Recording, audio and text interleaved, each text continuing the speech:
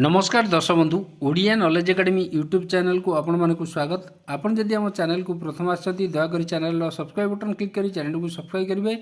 वीडियोटी भल लगे निश्चय वीडियोटी को लाइक करेंगे, कमेंट करेंगे, शेयर करेंगे भूलिए जहाँद्वारा आप प्रतिदिन नुआ नुआ अपडेट पाइपर। देखो आज गोटे गुरुत्वपूर्ण खबर पर नजर पकेबा जो कि देखिए आज राज्य कैबिनेट गुरुत्वपूर्ण बैठक बसबार अच्छी। माननीय मुख्यमंत्री मोहन चरण मांझी अध्यक्षतार आमर लोकसभा भवन में गुरुत्वपूर्ण कैबिनेट बैठक बस जोटा कि विभिन्न गुरुत्वपूर्ण प्रस्ताव पर विभिन्न विभाग जो गुरुत्वपूर्ण प्रस्ताव अच्छी तापर मोहर बाजिब। आपण मैंने जानी जो विभिन्न समय आउटसोर्सिंग कर्मचारी हूँ, ग्राम साथी आउटसोर्सिंग ग्राम साथी शिक्षक अंगनवाड़ी और जल विभाग विभिन्न कर्मचारी से विभिन्न समय दाबी जन आसमानकर जो विभिन्न दाबी अच्छी ताकू सरकार पूरण करूँ। खास करी जो हजार हजार आउटसोर्सिंग कर्मचारी अच्छा से दरमा वृद्धि और स्थायित्व नहीं ताकू सरकार को सेमाने बहुत समय घेरी। ग्राम साथी मैंने शिक्षक मानकर जो विभिन्न समस्या अच्छी तापरे अंगनवाड़ी और जल विभाग जो कर्मचारी अच्छा से तो से विषय में संपूर्ण वीडियोटी आलोचना करवा। दयाकोरी वीडियो को शेष पर्यटन देखिए जहाँद्वारा आप संपूर्ण खबर विषय जानीपर। तो ये देखूँ आज राज्य कैबिनेटर गुरुत्वपूर्ण बैठक बस माननीय मुख्यमंत्री मोहन चरण मांझी अध्यक्षतार आज गोटे गुरुत्वपूर्ण कैबिनेट बैठक बसबार अच्छी। जो देखिए शुक्रवार राज्य सरकार जो कैबिनेट बैठक बस आज जोटा आज कैबिनेट बैठक बसबार अच्छी।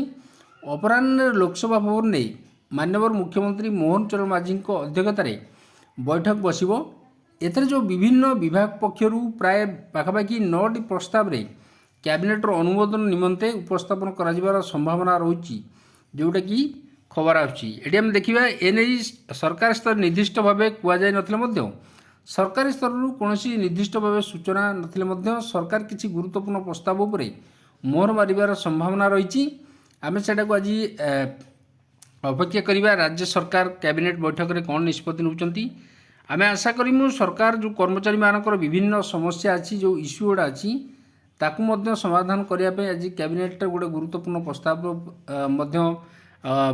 पारित करेंगे जोटा कि आम देखा से भाव में देखूँ national movement for old pension scheme जो रही पुराना पेंशन स्कीम जातीय आंदोलन जो रही NOPS तरफ जोटा to the collector all district Odisha समस्त जिलापाल मानू ये गुरुत्वपूर्ण चिठी गोटे कराई जोटा कि देखा request for appointment to submit a memorandum on restoration of old pension scheme को आउ थे पुनः प्रचलन समस्त जिलापाल मानू गोटे मेमोरांडम दिखाई। देखा we are write you on behalf of national movement for old pension scheme जोटा NMOPS ओडिशा तरफ दिखाई which represent a significant section of employee across various government and public sector department who are deeply concerned about the discontinuation of the old pension scheme जोटा discontinue होती तापर कर्मचारी माने असंतोष प्रकाश करा पूर्ण प्रचलन सरकार निकट में दाबी रखुच्च।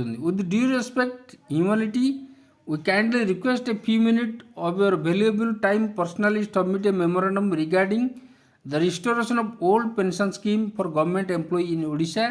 The transition to the new pension scheme NPS has created considerable anxiety among lakhs of employees regarding their post-retirement security.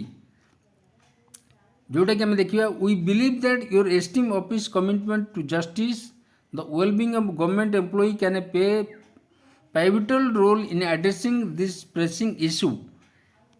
We would be extremely grateful if you could kindly grant us a brief appointment at your convenience preferably around जोटा दिया 1 August आज for the submission of the memorandum. We sincerely hope for positive response. Look forward to the opportunity to present our concern in person with warm regard and best wishes. जोटा कि हम देखा जो पुराना pension कर्मचारी माने दाबी रोची एवं से पुराना पेंशन को आउ थे पुनः प्रचलन करने सरकार निकट में दाबी रखुच्च एवं कर्मचारी मान आशा अच्छी परिवर्तन निश्चय हम बोली एवं पुराना पेंशन आउ थे लागू बोली से लड़ाई जारी रही। तो आज गुरुत्वपूर्ण खबर जदि खबर आपको भल लगे दयाकर निश्चय चैनल को सब्सक्राइब करेंगे, वीडियो को लाइक करेंगे, कमेंट करेंगे, शेयर करेंगे भूलिए जहाँद्वारा आप प्रतिदिन नुआ नुआ अपडेट पाइपर। धन्यवाद।